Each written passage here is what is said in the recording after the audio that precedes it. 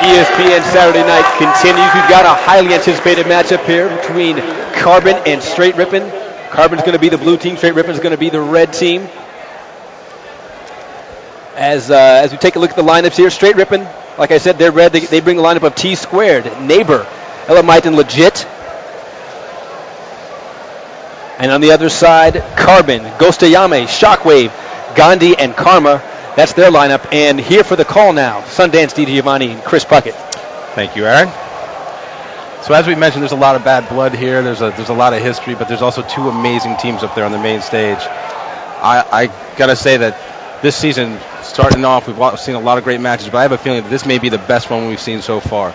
Now, Aaron, you've gotten familiar with these guys. You know some of these names. You spent some time with them. What have you noticed so far that maybe stood out to you in terms of the way this competition is run? Well, I can tell you, I knew coming into it, I know a lot of the marquee teams. I knew Final Boss. I've heard of these guys, and they seem to play at a different level. So I'm actually looking forward to seeing two of your marquee teams right here, Carbon and Str8 Rippin, go at each other. Because honestly, Final Boss really was they were dominating the team they played, Mobb Deep. So I want to see this be a little more competitive. Hopefully I want to see it go 5 games and just see a little back and forth here. Absolutely. Well, I think you might have a good shot at that. Now, again, I'm joined by Chris Puckett, who's getting his notes together here. He's going to call it for you. Puckett, I know you're excited. Who's your player to watch out for? Oh, I was just calling it earlier. Ghostayame, according to my stats, has been the player on fire in winner's bracket round 2.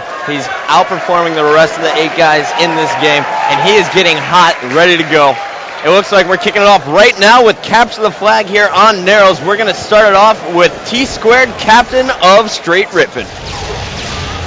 Now, again, as you mentioned, Ghostayame getting hot at the right time. Now, let's not forget, he was the difference maker for them in 2006. When he joined the team, that was when they got over the hump, and they went on to dominate the rest of that season. So if he's hot again, if he's got his confidence back, they're going to be a team to watch out for. All right, well, T2's got the sniper rifle, still watching bottom middle. Looks like Legit already has the rocket, so Str8 Rippin off to a great start. They have control of the power weapons. Gandhi's got a sniper of his own over on the Carbon side. But it's going to need to be a big, strong push from Ghostayame and Karma, the 2 strongest BRs on the team right now, to take control of the middle. Absolutely. Now you just saw that flagpole in the middle of 2 Carbon players. Shockwave actually goes down. The flag is still away. That's aggressive play, which is what we've come to expect from Str8 Rippin. No, but keep in mind, it is extremely difficult to score on Narrows because all the opponent has to do is run over the flag to return it back to the home base. Absolutely, Puckett. So as we've talked about before, setup is so important. You need 1 or 2 men down so you get yourself a nice run at that flag and not have to worry about the other team killing you and returning it. Guys, I know we're early in this match, but already I can feel a difference. These guys are not giving any ground. They're both trying to set up, it looks like, but neither side is giving any leeway. No, you're going to get used to red X's on that screen there because you're going to see 1 or 2 down for both teams. See a 6 snipe there, Elamite going down. Now the thing about this is, remember, with Karma now picking up the sniper rifle, when you get on a roll, when one of these players at this level gets hot, that means the other team has to focus on them. And now when you have this level of skill on your team, number 2 guy, number 3 guy can step in and really be the difference maker. Now coming into this tournament, I was so excited for this matchup to possibly happen. A few seeds had to shake up for this to happen, and they did work out perfectly. I did not expect Str8 Rippin to be meeting up with Carbon. That's our number 2 and our number 3 team from 2007 meeting up this early in the game. And so far it's been an amazing match. Neither team has been able to really establish control, except right now we have 3 down for both teams. We have Karma here, top middle, the last member alive. And actually it looks like Shockwave's going to be running the flag while Karma's trying to provide cover. But Ghostayame and Gandhi got to get there to do some nice defense work here from Gandhi. They got to get in there to support that flag, as Shockwave is now tricking all players and bringing that flag over man cannon. Now you see what happened there was he was intending to go boot, but what actually happened was he mixed the pole, had to go back, go man cannon, so now he's actually close to getting a sneaky cap here. He's got some teammates in front of him. We're going to lay down some fire, and he's going to try and run it in here. Oh, he got stopped. Wow. But check this out. We have Neighbor who just clutched it across the map, a double snipe, but there's no one there to stop it, and Carbon will take that first flag. It was put in there by Ghostayame and Karma. Nice work by those two to come through in the clutch. Neighbor almost stopped. An amazing play there. But Carbon, the teamwork was just too much in the end. Ghostayame went almost coast to coast there, 99 yards, almost untouched. No one even saw him in the last minute. He got caught. The thing about that's amazing is, as you mentioned, Neighbor from across the map comes up clutch, but because of the spawn system, Carbon then is spawning by the flag. All they got to do is grab it and run it in. You couldn't get across the map quick enough to stop him again. And look at Ghostyami, as we were talking about. This is the player to watch right now. Ghostyami had a lot of haters coming into this tournament, but I went to his house to watch him play. He's been on Xbox Live every night, back at college, in between classes, in between studying. He's been putting as many hours into this game as he could right before the tournament, and he is prepared, Sundance. Well, that's great to hear, because I got to tell you, Ghost, when he's on, is a ridiculous player. He's the kind of a guy, whoa, game changer. We just saw him get a guy who's about to port across using the cannon. And meanwhile, Ghostyami is doing all this. Shockwave put in the second flag.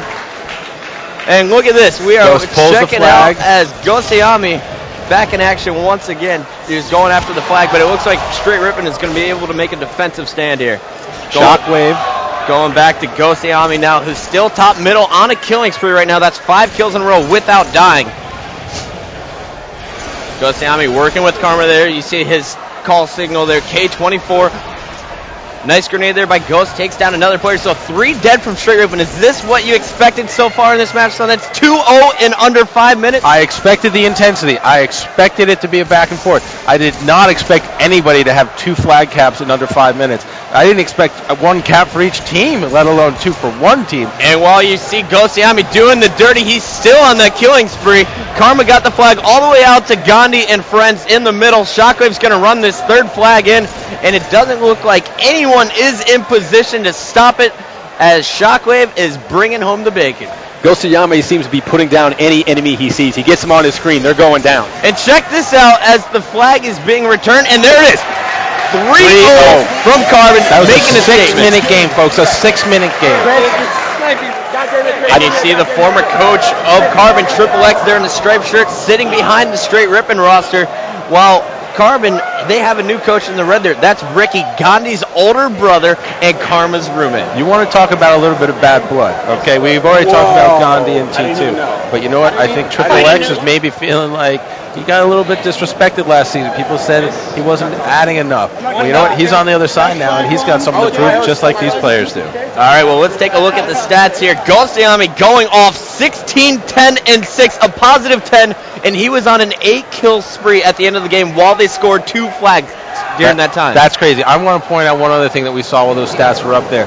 No one from Carbon died 10 times. Okay? Nobody in an objective-based game dying 10 times means you're doing what you want. It means the other team is on respawn, and they're basically getting crapped on. It seemed that Ghostyami was just simply out there hunting, just putting down enemies wherever he saw them, sort of freelancing, and he did a good job at it. Oh, he was the hot hand for sure. And it was great support, though, from Karma and Gandhi, weakening those players while Shockwave was focusing on the objectives, and the whole team is just meshing really well. Exactly. This is the Carbon team I was hoping to see.